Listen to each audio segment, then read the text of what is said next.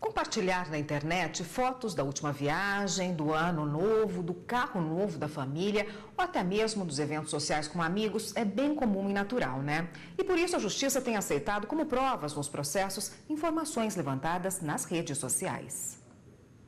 Luana trabalhou por um mês em uma academia. Durante esse período, ela descobriu que estava grávida. Mesmo assim, acabou sendo demitida. Pela lei, ela teria direito à estabilidade gravídico.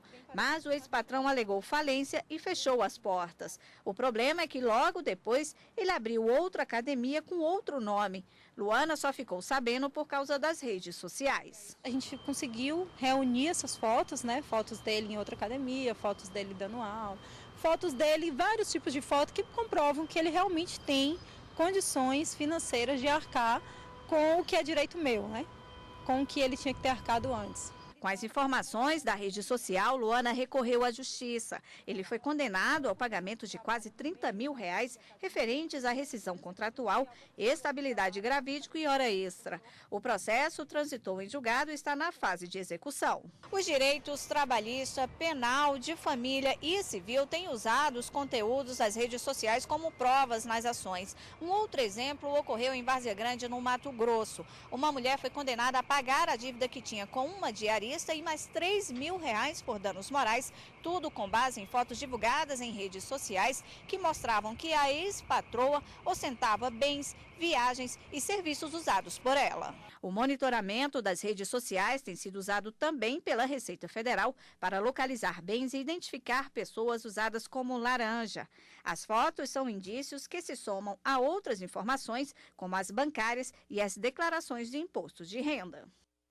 Bom, e a repórter Carolina Chaves está com um especialista nesse tipo de assunto que vai falar conosco sobre como as redes sociais estão cada vez mais sendo usadas em demandas judiciais. Carolina, boa tarde. Boa tarde, Érica. Boa tarde a todos. Eu vou conversar agora com o advogado especialista em direito do trabalho, Dr. Frederico Alvarenga. Dr. Frederico, qual a validade jurídica das fotos e dos conteúdos de redes sociais como provas em ações judiciais, né? Até onde eles são aceitáveis? Boa tarde. Boa tarde. Hoje, com a evolução da tecnologia, temos que entender que as redes sociais, elas acabam sendo uma extensão do indivíduo. Então elas funcionam como prova do dia a dia do indivíduo. Não havendo nenhuma ilicitude na coleta desses dados e não havendo nenhuma quebra de sigilo indevido e previsto em lei, ela é totalmente cabível.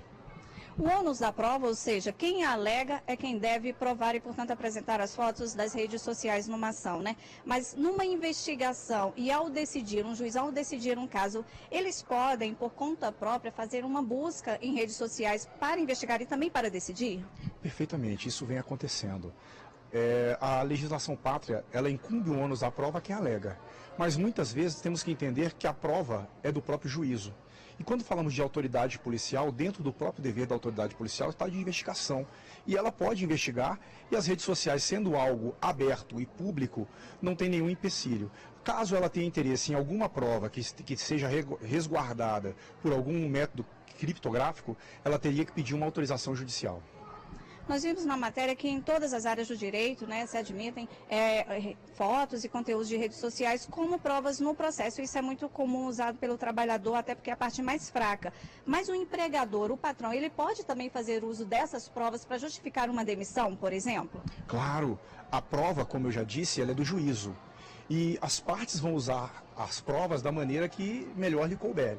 Então as provas podem ser usadas pelo empregador, inclusive para justificar uma justa causa. Temos diversos casos na jurisprudência pátria aí que vem acontecendo exatamente, onde o trabalhador muitas vezes profere injúrias, calúnias e fere a honra do empregador e sofre uma demissão porque colocou isso numa rede social.